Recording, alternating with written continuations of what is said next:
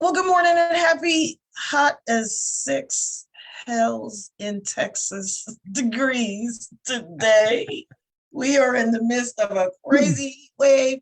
It's triple digits. Have y'all ever heard tell of a heat index that's going to be over 120 degrees? Well, that's what we're being knocked in the head with here in Texas. So happy Saturday, everybody. This is House Talk Pregame. I am sports family therapist, licensed couple marriage and family therapist, Dr. Lauren Pitts. My personal Santa Claus is back. And Ronnie, Ronnie, I don't care that I'm the only Cowboys fan on the show today. I'm still a diehard Dallas Cowboys fan. Good morning, everybody. Good morning. Good morning, everybody. And welcome back to, this is our season finale of season 3, episode 130. So glad to be back. So glad to be back. Dr. Pitts, let me tell you something. So we are 3 days in the summer, we right? got company. We got company. Don't be rude. No cheap shots, I promise. We're 3 days in the summer, right? Mm-hmm. Let me tell you the temperatures for the last 3 days here in Central Virginia for the first 3 days of summer. Day number 1 of summer, 65. Day number 2 of summer, 75. Day 3 today, we're looking at possibly 77 degrees. Where is summertime in Virginia?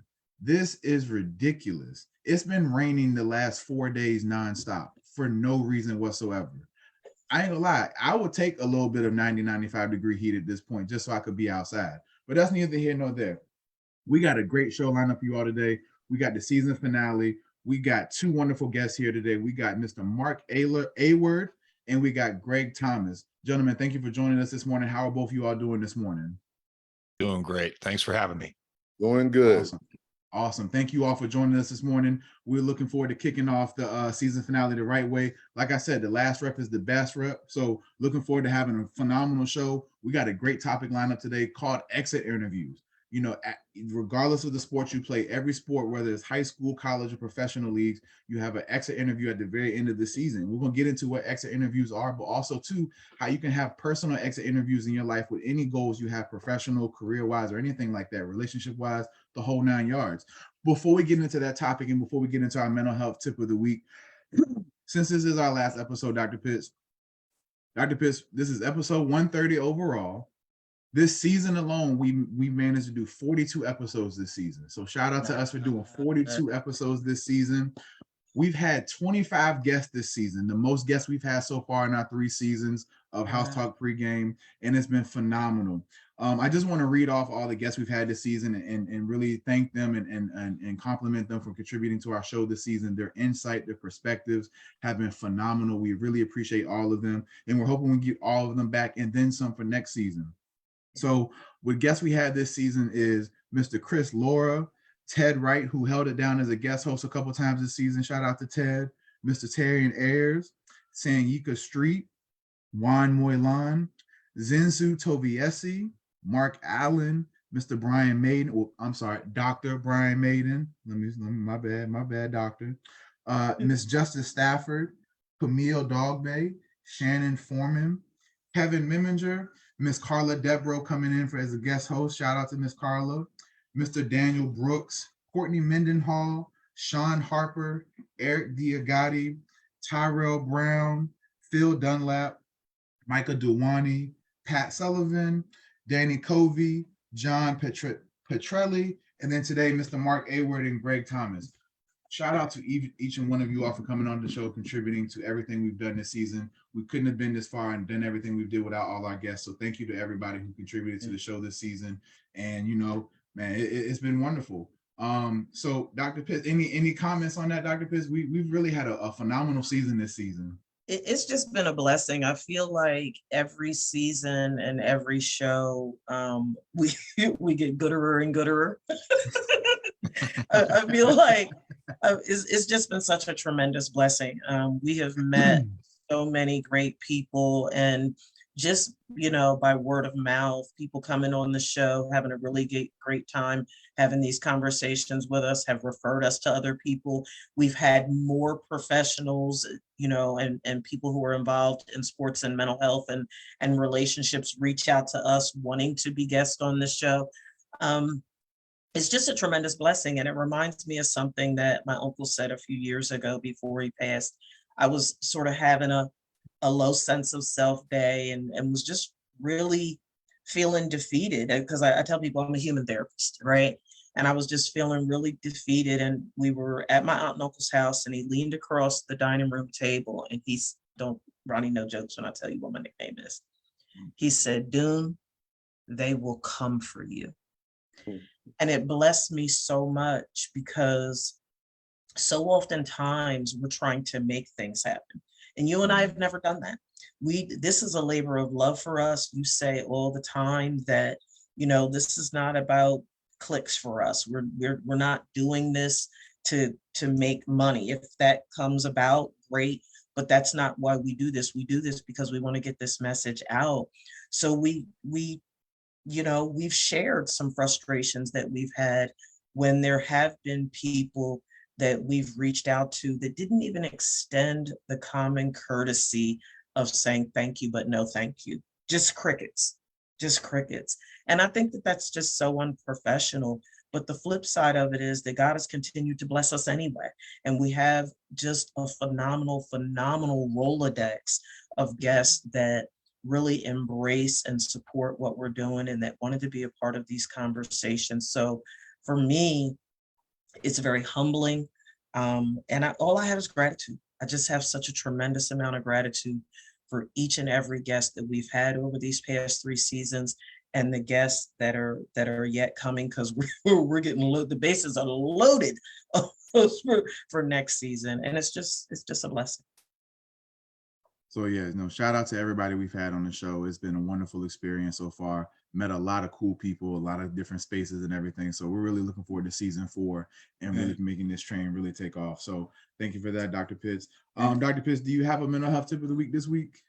It's going to be brief, and it's a play on words. So as I was reflecting on our topic for today, one of the things that really came to me is I want to start a women's group, Ronnie, that is addressing women's mental health and their presence in relationships.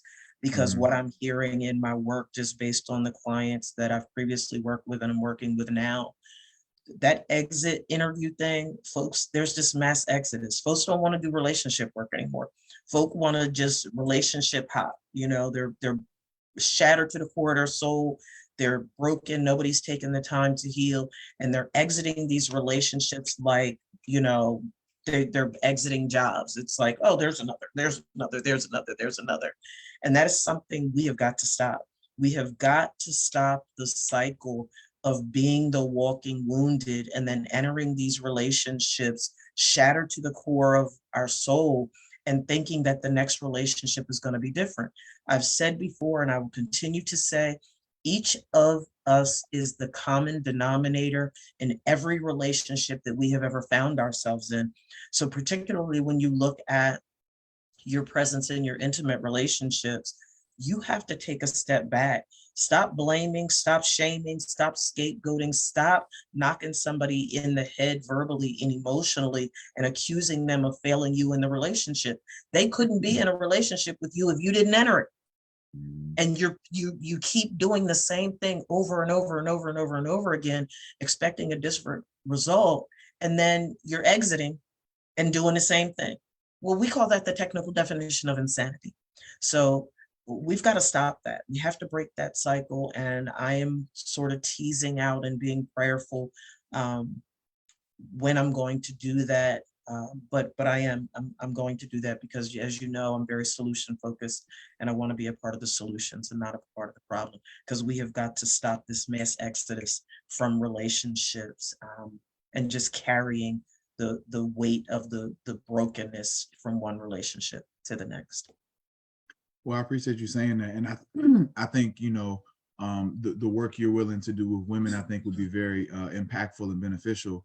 And if I can add to that, when you talk about the scapegoating and blaming and things like that, I think part of that also too, especially in our community, men, and we talked about before the show started about, how men have to be accountable for men in regards to what it means to be a man and financial responsibilities and things like that, being a provider and protector, but also in terms of relationships too. Us as the older men, the ones who are married, established, been in relationships, things like that, we have to also turn back and help our younger men out as too, and be the example that they need to be when it comes to courting women and respecting women and things like that, and having relationships and things. I know we live in a society nowadays where people have a lot of different views about what marriage is and relationships are and things like that. But at the end of the day, if you do embark in that journey of being married with somebody and things like that, we talk about it all the time. It's a day-to-day commitment.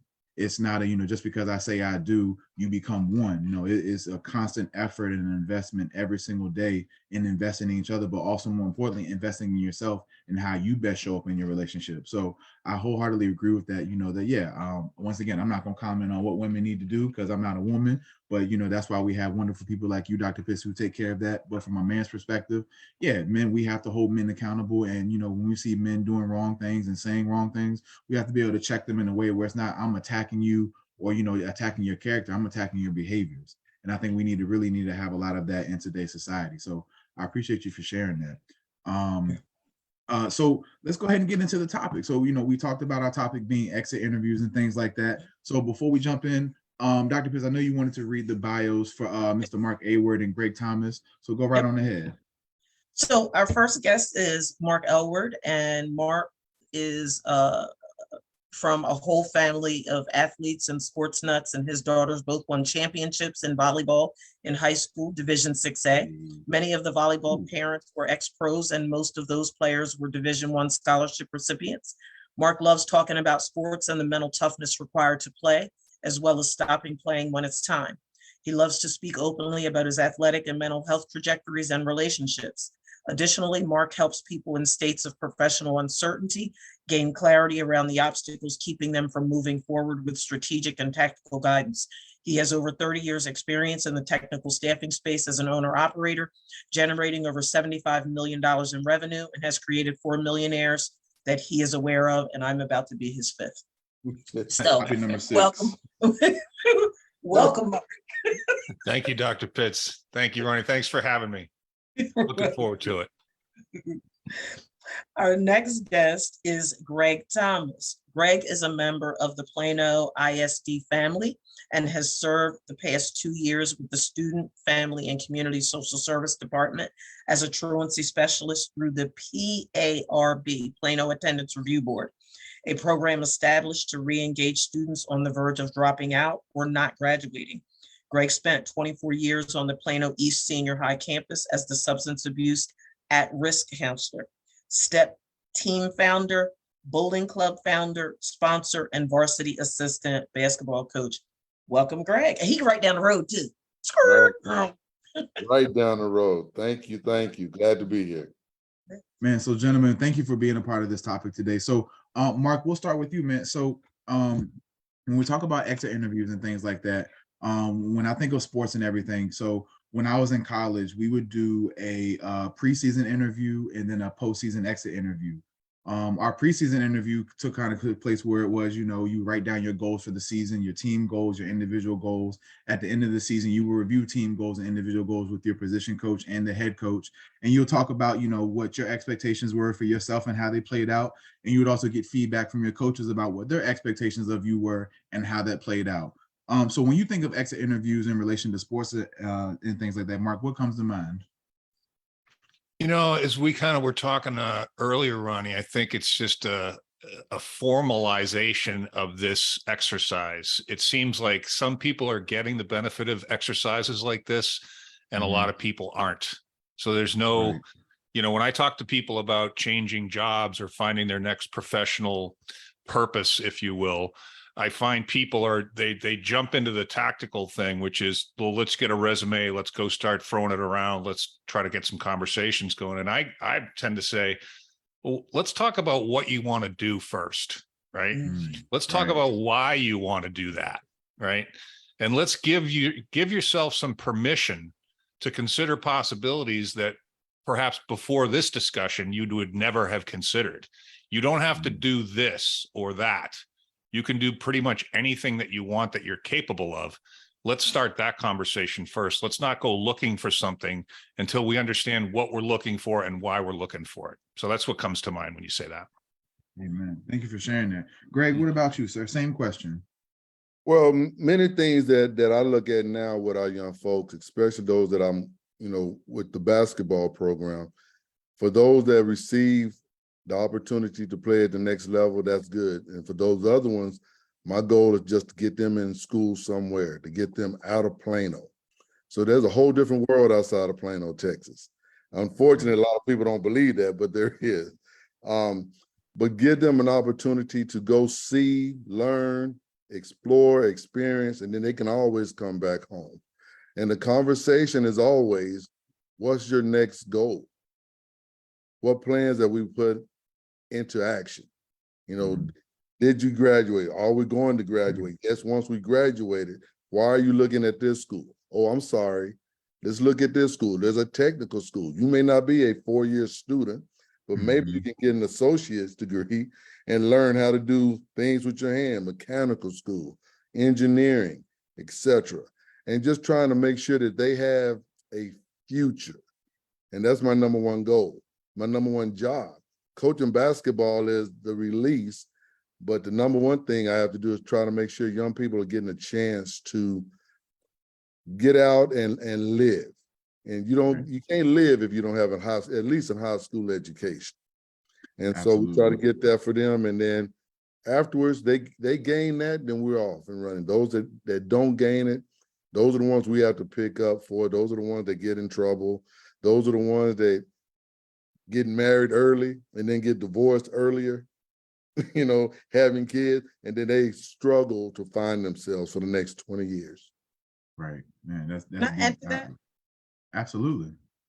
The clinical and life coaching term that I use for what you both described, gentlemen, is blueprinting. And I talk to my clients about creating a blueprint for their next, with the understanding that you are the master architect of your own life. So you need to give consideration to what do you want to do, be, have, give, create, and experience. And if you can fill in those blanks with great clarity, then you are on your way to creating a rock solid blueprint for your next. And then one of the other things that I give them to think about is I have a list of questions that I ask them that helps them to clarify whether or not what they're envisioning as it relates to the answers to those preliminary questions, if it's actually right for you. Because so oftentimes, like you both said, folks just jump into stuff. They just jump in and they just moving and shaking, moving and shaking, moving and shaking. And it's like all this time is going by. You can't really clarify or articulate what you've learned. And you are just like a ship at sea with no port in mind. You just sort of bouncing along with the waves and not really having any substantive direction about where you're headed. So we just wanted to add that. You got a blueprint. You have to lay that blueprint down. Absolutely. And I'm glad you mentioned that, Dr. Pitts, because when I think of blueprints, one of the things I talk with athletes and patients about is this idea, and I'm pretty sure some of you, but all of you all heard of this, is called SMART goals. SMART goals is an acronym for specific, measurable, achievable, relevant, and time-based goals. And when we think of athletes setting goals preseason and then evaluating those postseasons, I think this acronym is really smart, especially when we talk about team goals and individual goals, because we know as a team, everybody's first team goal is to win it all. I think that's kind of the standard goal for everybody. We have this idea that we're going to win it all. And that's a very admirable goal and a very ideal thing to have. But when it comes to really setting SMART goals, one of the things I really think that stick out to me is the idea of accountability and being aware of your actual limits in that time of what is realistic to achieve over the course of a season, over the course of a year or 6 months or whatever the case may be. We know most athletic seasons last anywhere from 3 to 4 months. So when setting goals like that, understanding that this is for a specific amount of time, what realistically can I achieve in this amount of time from a team standpoint and an individual standpoint? And I think that's important for athletes to know. For example, when I would make my goals to start the season, obviously team goals was, win the national championship, win the conference championship, get into the playoffs, things like that, the team goals and things like that. But individual goals, it was, for me, I played center in college. So, first and foremost, I want to be able to start every game, get through the season healthy. Then it was be able to, possibly make all conference teams, and then so on and so forth. But I kept those realistic because I know that, playing center, playing on the offensive line is one of the most selfless positions you can play on a football team, but it's one of the most important positions too. So having an idea of that, how my role plays within the entire team role, I would, if I do my job, yes, individually I'll achieve my goals, and by doing my job, I can help the team reach their goals too. But I think it's important for people to have those specific measurable goals. I think a lot of times when people set goals, they say, well, the most famous one, I want to lose weight. Okay, that's the goal, but that's a very broad goal. How much weight do you want to lose? Oh, I want to lose 100 pounds in 6 months. Okay, that's a little bit more specific, but can we be even more specific? Because 100 pounds in 6 months is like 20 pounds, give or take a month, 18 pounds a month, give or take. That's a lot to ask of yourself. You break that down by week, you're asking yourself to lose 3 to 4 pounds a week. Can you really maintain some type of consistency with that?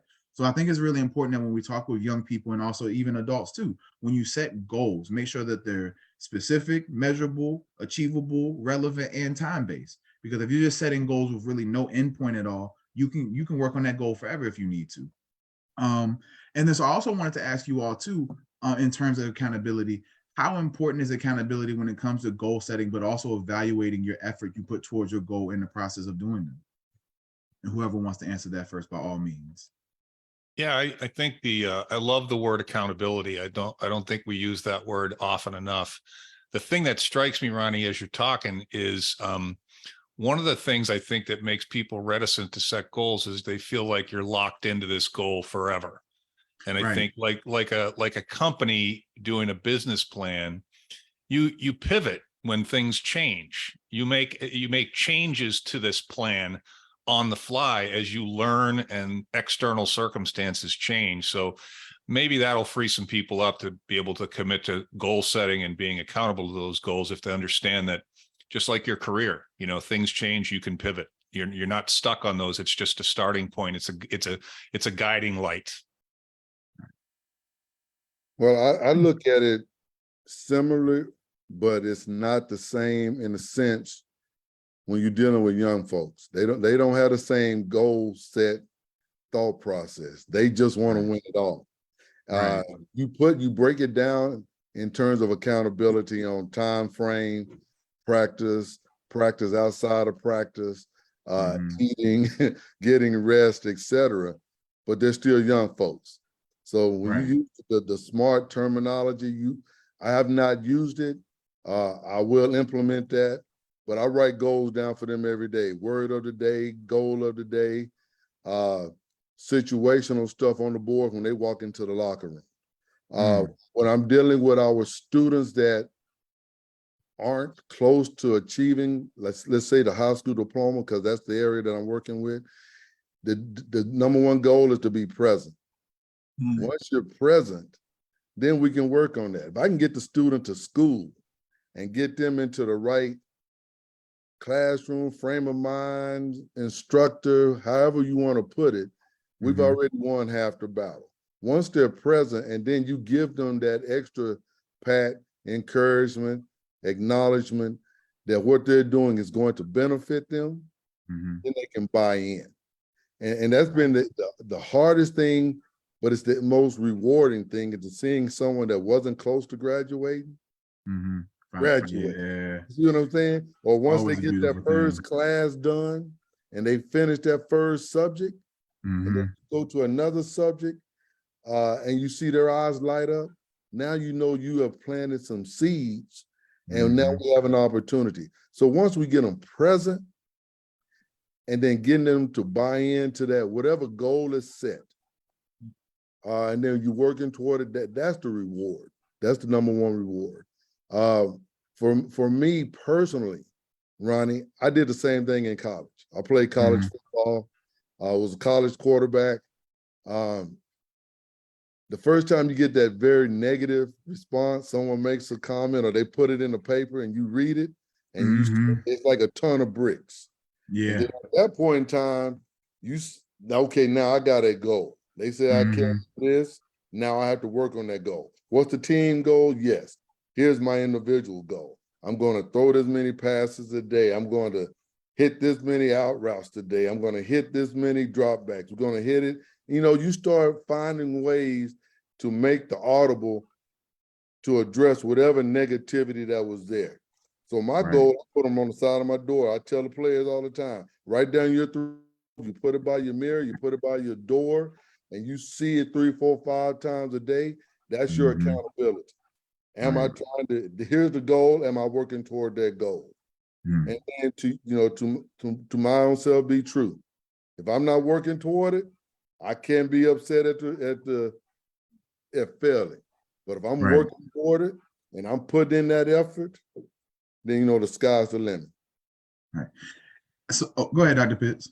I think that when you talk about goals and accountability, it's also important to sort of tie it together or weave it together with that beautiful word, expectations.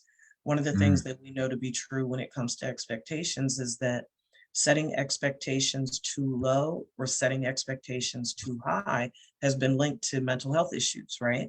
So what I tell clients is you have 3 relationships with expectations.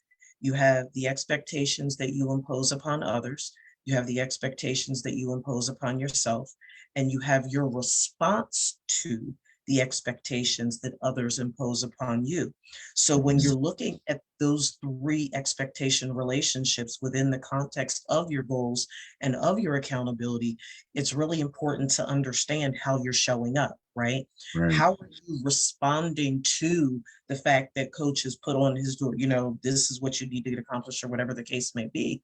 And we need to create an emotionally safe space for our athletes to be able to have those conversations with us regarding how they're navigating each of those relationships with expectations, because each of those relationships with expectations is going to directly, positively or negatively influence how they set goals, how they achieve them, and how effective they are in their ability to hold themselves accountable for achieving those goals that we've set for them. And what we know to be true is if, you know, you talked about it, right? That if things don't go the way that they think that they should go, which we talk about that from a control perspective, everything is not going to go the way that you think that it should. Don't let that hinder you in any way, shape, form, or fashion for getting up, dusting yourself off, and continuing to move forward. Take responsibility and accountability for any part you may have played in what didn't go your way. Learn from it and move on, which is that failure piece. Failure really isn't failure. I tell all of my clients, failure is feedback. It's, you know what? Maybe this is not the way to go. Maybe this is not the way to try to achieve this goal. Coach Thomas, you said it, right? Maybe a 4-year institution of higher learning isn't for you, but that doesn't mean you can't go to technical school. What can you do? So keeping those options open, but really understanding that how we relate to expectations is going to have a direct impact on goals and accountability. Dr. Pitts, I don't know what type of voodoo you done put down this morning, but you got to be reading my mind or able to read my paper over here of how I'm doing these transitions, because I literally was about to transition into falling short and processing, you know, losing seasons. And so I wanted to ask the group, so how do you talk with younger people, young athletes, adults, and things like that in terms of when they fall short of their goals and helping them process and make sense of that? But also, what are some of the things you all learned individually growing up about falling short on goals, and how you've learned to, you know, like Dr. Pitt said, it's not necessarily failing, it's also understanding it was a lesson learned in that failure. So whoever wants to go first, how do you help people with falling short? And also, what are some of the things you've done to help yourself with falling short on goals? Greg, you want to take that one? I'll take that one. It's difficult because it depends on the individual and or the group, and it depends on their expectations also. The greatness that we've achieved here in the last 3 or 4 years at my school is the expectation and reaching those expectations. Okay, we didn't reach the ultimate goal, but we made some achievements, and you take those achievements and then you try to grow from there. Individually, we all got to go to work. You know, we never know who's going to show up, who's going to be injured, who's going to be sick, etc. And the next man up mentality has been the best part of this group of young men that we have. Individual goals and failures, it happens. Like I said, people get sick and you miss playing time. People get injured. People lose parents and loved ones and they won't be there. The emotional aspect of it is you get a chance to grow and then we play the game. And that's the difference part. People don't really understand life is a game. You just have to have tools to play the game. And the more tools you acquire and obtain and learn and put into practice, the better off you're going to be. That doesn't mean you're not going to be a champion or you're going to be a champion, but it gives you an opportunity to compete. And so that's the number one thing that we try to make sure they understand. Competition, healthy competition is good. It's good for everyone.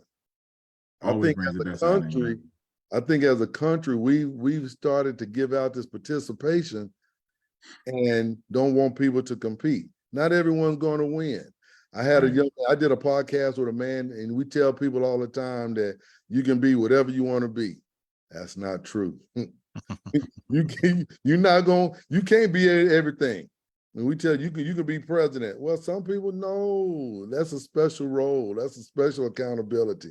We may get people to become that, but that's not always achievable. Not everyone can be president, but you can work toward it. And so as long as we're trying to achieve goals and you have reasonable goals, like you said, or measurable goals, that's cool. But we also have to give them expectations. And those expectations, when they're not reached, it's not the end of the world. It may seem like it's the end of the world, but we also have to have something to fall back on. And that's just being emotionally understanding of what it's a game. And then how you play the game is key. Right. Yeah, I think the things that I'm thinking about here with respect to goals, it's showing up. Showing up is the goal. And if you can show up, you got 80% of the game done. I'm thinking about some of the losses. My eldest daughter won 3 state championships in a row. They lost 1 game in 3 years, so she didn't have a whole lot of experience with loss. My second one, she won a national championship, but she lost the state championship in high school, and that was a devastating loss. But what we talked about is what you guys have all addressed is it's not a failure, it's a learning experience. What did we learn? Let's focus on that. Let's pick ourselves up, hold ourselves accountable, and move forward. So I agree with everything that you guys have said, but I think that learning from failure and showing up every day are the, if you can get that across, your job's done.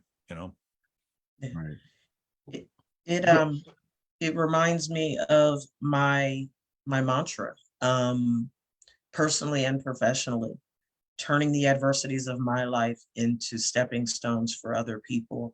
And that word adversity can be used interchangeably with failure, with, shortcomings, with setbacks, or whatever the case may be. So I just wanted to, I pulled up real quick some notes that I've made on conversations that I've had about failure.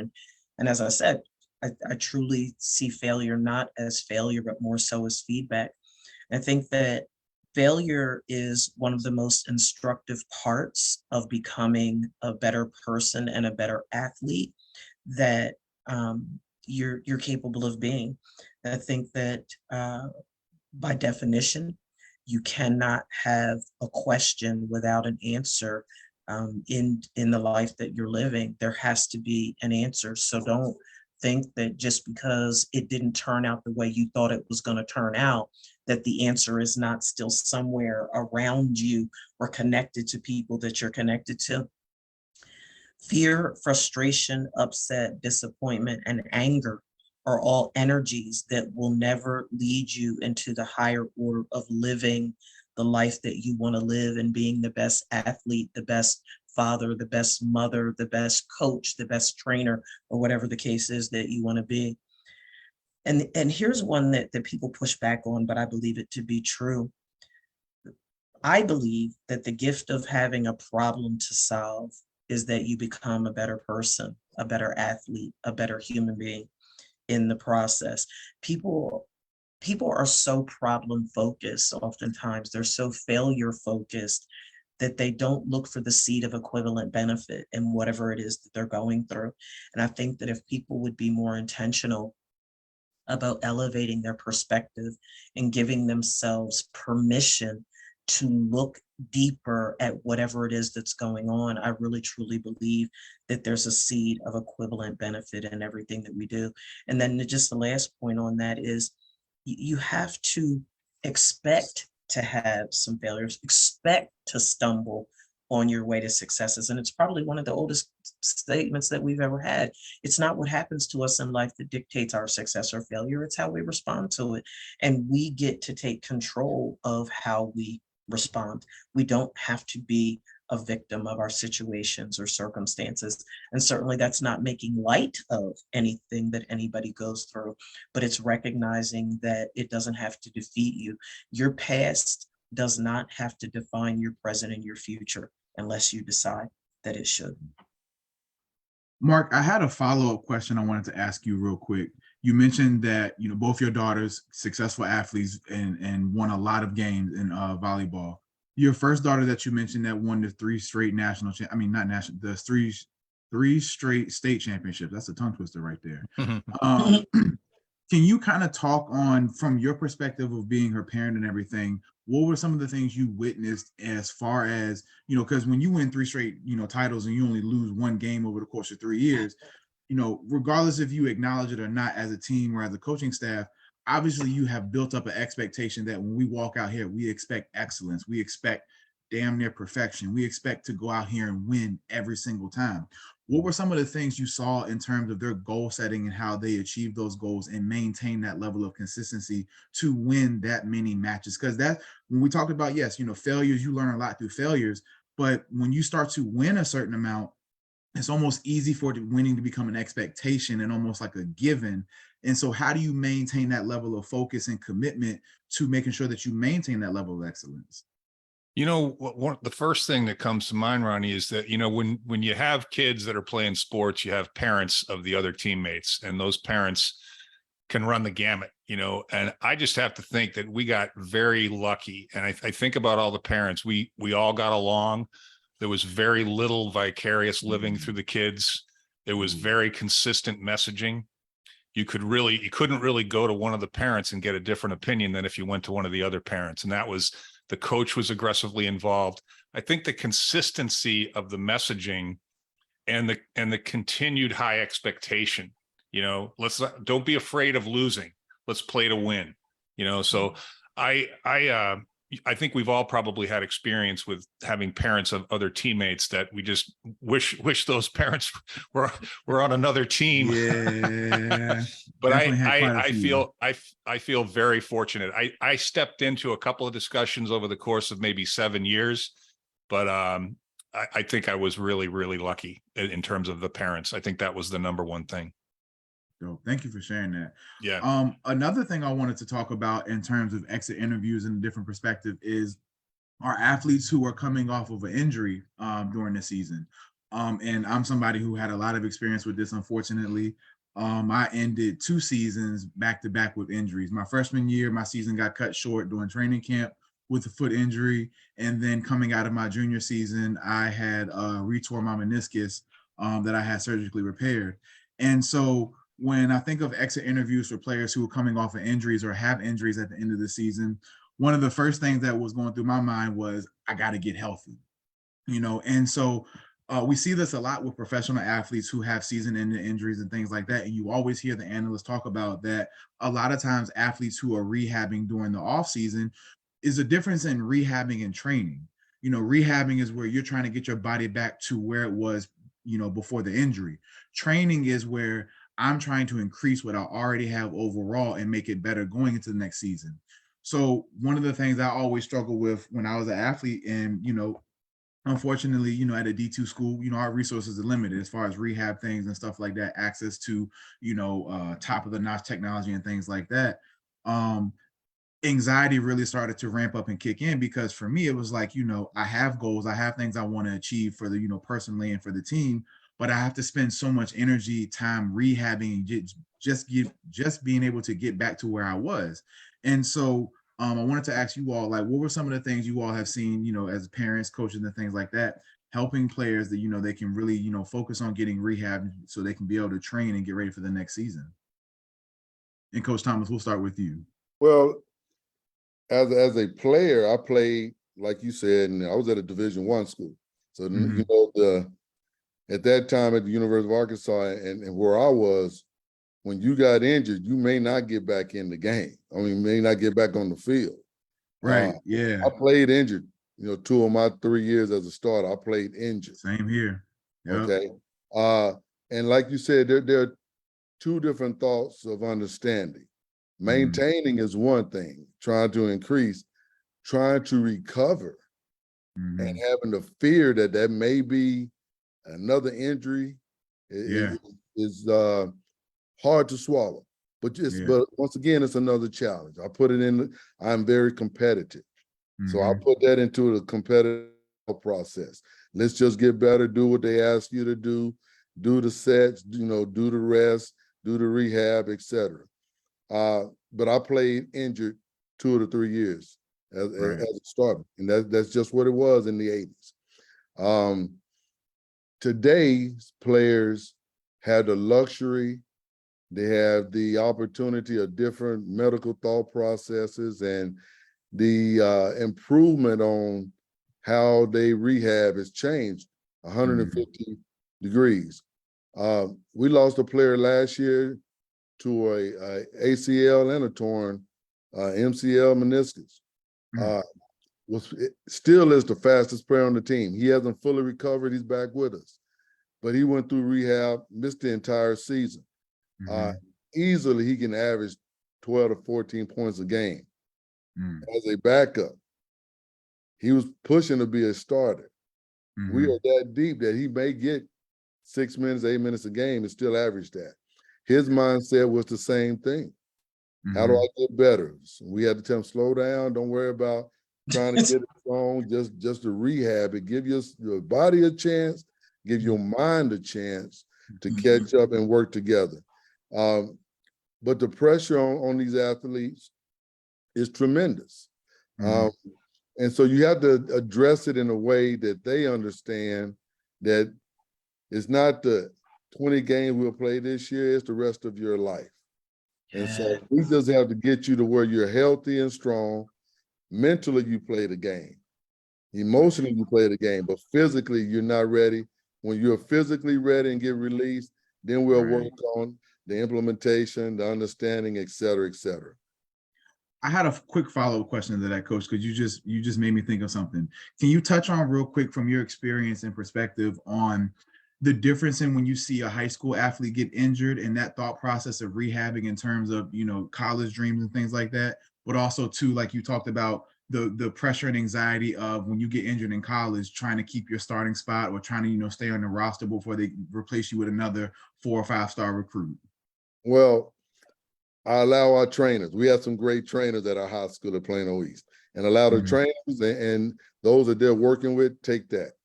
I don't, because I'm from a different era. We played injured. You played with a sprained ankle. You played with a broken, finger. Our young people today, man, they get a hangnail, they done for 6 weeks. They turn an ankle, they go to a family doctor, and a family doctor is gonna tell you, stay off of it for 6 weeks. Right. Where an athletic trainer or someone that's working in that, they say, hey man, we'll rehab it right here. We'll ice it, we'll stretch it, we'll rehab here, and you out maybe 3 or 4 days. So the thought, let me have a broken finger, and I go home and tell my mom I had a broken finger. She say, okay, we're gonna go down to your doctor. That wasn't happening in the 80s. We're gonna pop that joker back in place. We're gonna put sticks and splints, and you're gonna go out there and practice, and dang, a rehab, man, you playing the next game. So it's changed because we have the student athletes best interest at heart now. That's what I'm gonna put it at. Where in our day, man, you just rub some dirt on it and you get back out there and you just go play. And Windex. It was a different time frame. It was a different era, and I'm not making light of it, But I can also tell you I was much tougher. I was way tougher as a player than what many of our young people are today, because we had that mindset. You just didn't miss a game because of a pool growing. If you understand what I'm saying, you're gonna play with the pool growing. But mentally you have to work on yourself. And then that's the edge. When you're injured now, you don't have to play. You lose prospect, you lose thought process or perspective, I meant to say. Where in our days, man, you just had to play through it, and you figured out a way to play with it and through it and over it and etc. Do you think that mindset shift of players maybe being more cautious? And yeah, I do agree that there is a heightened level of sensitivity in today's student athletes that even for when I played, I'm 30, so I didn't play in the 80s or anything. I played in the early 2000s or whatnot, but I played still when, if you got a concussion, you got called, I can't say it on, live, but you got called the P word, you got called soft, you got called, sissy and things like that. And that was just, 10, 15 years ago that was going on. But I do think that a lot of times, like you said, playing tough, playing through injury. When I was in college, I played 2 years on 2 torn meniscuses in both knees. Got the lidocaine shot either before the game, at halftime. And yes, I had that mindset of, yes, if I could walk, I was going to play. I wanted to do that for my team and things like that. Now, as a 30-year-old man, yes, if people ask me all the time, would I do it all over again? And partly my pride will be like, yeah, I wouldn't change my football career for anything. But as a 30-year-old man who has nothing to do physically with football anymore, I might sit there and question myself of like, well, what did that toughness really get me in the long run? So I do think there's a fine line between that mental toughness and being maybe a little bit more cautious about how you put your body on the line and things like that. But I do appreciate you bringing up that point, because yes, there's obviously a big difference in the mindsets of when you played, when I played, and now when the younger kids play. But I do think there has to be a happy medium on where we push our kids having certain toughness and things like that. So I do appreciate you bringing that up. Dr. Pitts, did you have anything? Could I have anything? I'm sitting here looking up stats. Oh, Because well, so while you ahead. look up stats, I did want to No, I got 'em. ask this. Huh? I got them. Oh, go ahead. Just because the mental toughness is always a trigger word for me. Because I think that I think that it's a slippery slope. I think that it's a slippery slope. Yes, we do have to have mental toughness as it relates to being successful in one's athletic career. However, when you look at the fact that 35% of elite athletes suffer from various forms of mental health issues, while only 10% of the athletes with a known mental health condition seek care from a mental health professional, I think it's alarming. It's deeply, deeply, deeply alarming. And I think that, and we say it all the time, more work needs to be done to bridge that gap between mental toughness and mental illness, because what do we know to be true? The human mind is fragile, and you can be tough all day long, but every camel can have a straw that breaks its back. And what that looks like in our athletes is suicide. It looks like disordered eating. It looks like depression. It looks like anxiety. It looks like burnout, and a number of other things. And as you all were speaking, I think that it's so important to emphasize that when it comes to recovering from injury, you have to look at that recovery trajectory through a holistic lens, because it's not just the athlete that's recovering. It's who are the people outside of the athletic arena that are going to be instrumental in that recovery process. How does the rehab impact the academic part of the athletic involvement, or at the professional level, the team? How does it impact the money, right? When you're playing at the professional level. So there's a holistic lens that we have to look at this through. And if we're honest, every single solitary one of those domains that impact the rehabilitation process has the ability to adversely impact the athlete's mental health as well. So I think that we have to have more conversations around that as we're setting our athletes up for success, regardless of what level they play at. Or failure. We may this for success or failure. And to piggyback just a little bit, that those statistics are not shared.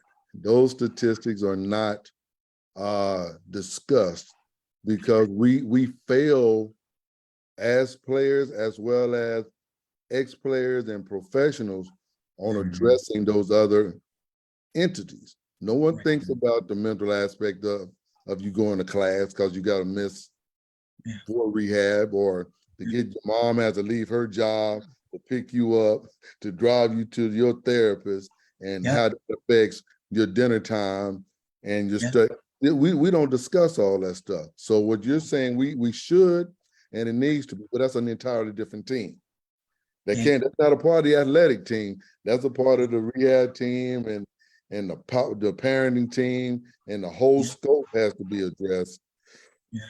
Because we don't, I'm not gonna say we don't have the time, but we don't have the time because we're trying to figure out a way to win another game and get a player on the field, etc.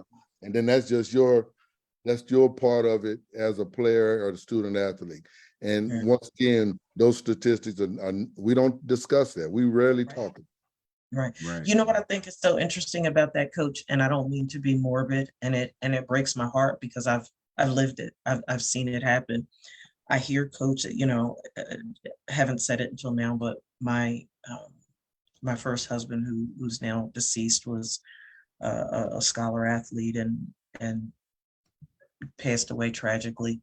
But when you look at that conversation, what I think is so incredibly important is we don't have those conversations because we're focused on the next win. But the moment a player dies, the whole team will show up at the funeral in their uniform. And I've seen it. And I've seen it. And it's heartbreaking. And what I'm saying as a clinician, and I mean, you're a clinician too, it's like where the win is not the priority. That it is important. But if we don't prioritize the mental health of our athletes, we'll still get the win, but at what cost? And we're going to end up missing a game anyway, because we got to go to the field. And we're going to play hard for them, but at what cost? And I think that it's possible to do both. I think it's possible to focus on mental health and to still get the win and to bring those numbers down considerably.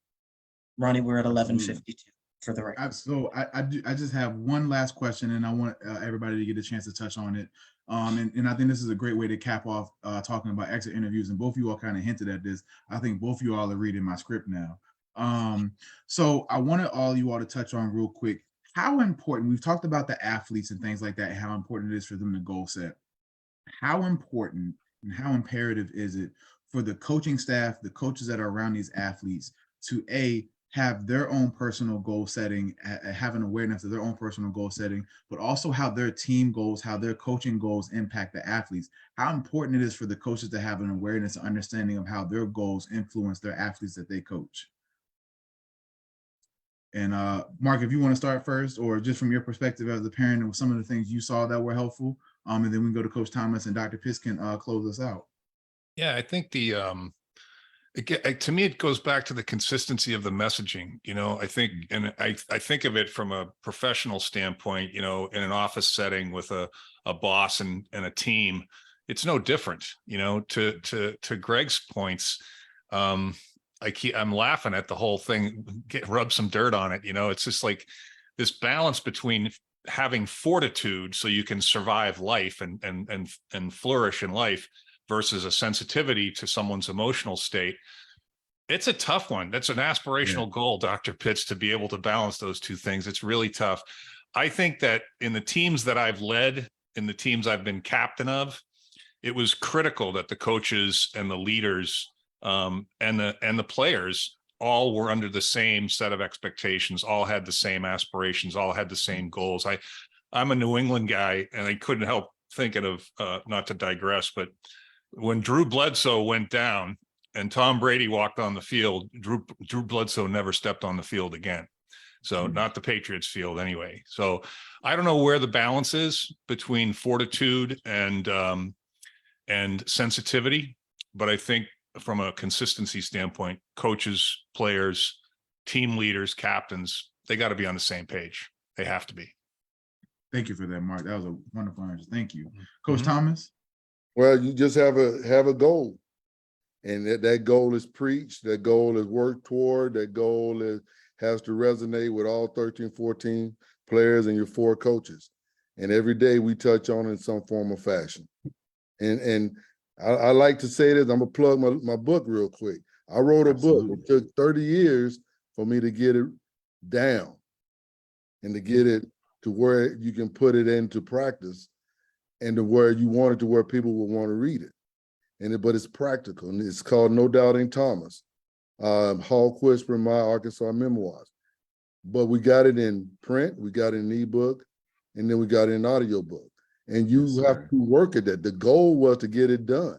It took 30 years to get it done. We may not ever win a state championship in me as a coach and as an assistant coach, but we're going to work toward that goal all the time. And it's always going to be a practice that everyone try to have the same goal. And whatever that goal is, you put it in writing, you put it on a shirt, you put it in the locker room, and then you work toward it every day. And that coach has to resonate it. He has to share it. He has to believe it. And then those young people got to believe it. Same thing in life. You got to get your goal. You got to find out what you want to do. Then you start working toward that goal. And then that goal is going to have some pitfalls. You're going to have some stumbling blocks, but you still keep that goal in mind. If it's to be a business owner, an entrepreneur, to be a singer, you work on those things and then you just keep pushing and you have a balance to where you understand. I may not be a singer, so I can be a producer. I may be able to write instead of sing. You understand? But I'm still a part of that song, as long as we understand what the end goal is. Thank you, sir. Thank you for sharing that. Dr. Pitts, go ahead and close us out. Well, after you share your perspective.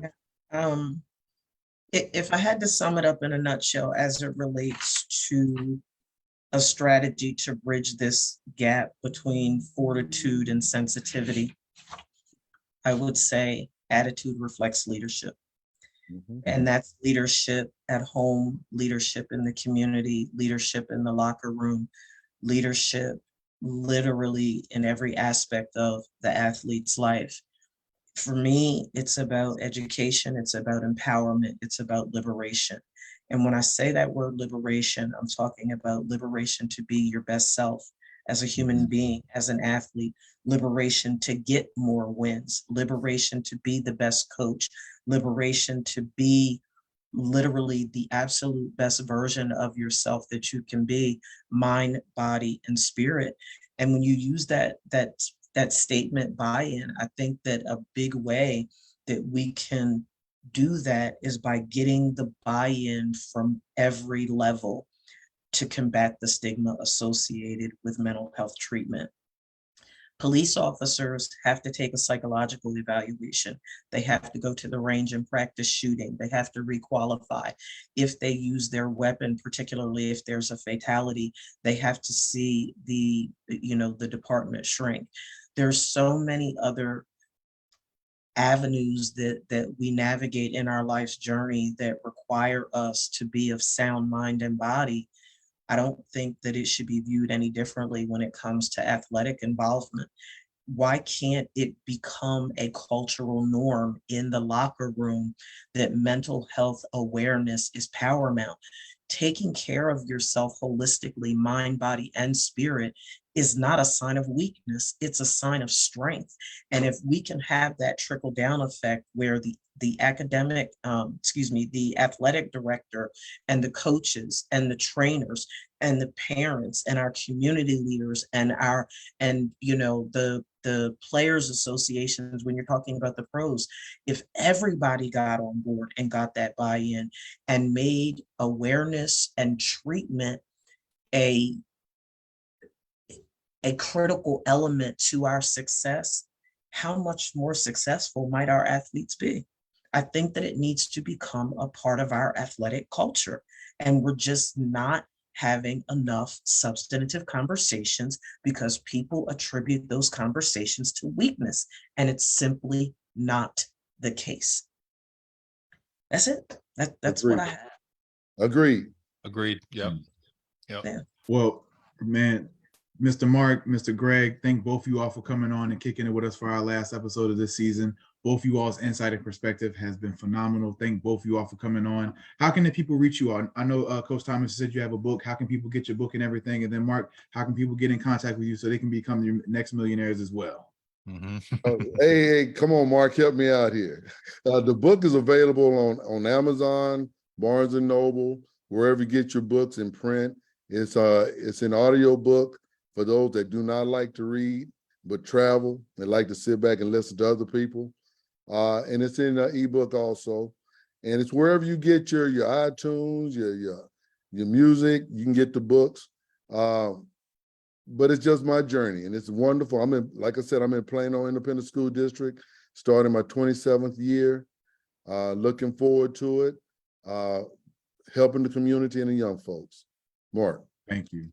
Thank you, sir. Yeah, thanks, Greg. And thank you both, Dr. Pitts, Ronnie, for having me on the show. It's been my pleasure. Hopefully there was some help there provided in some capacity.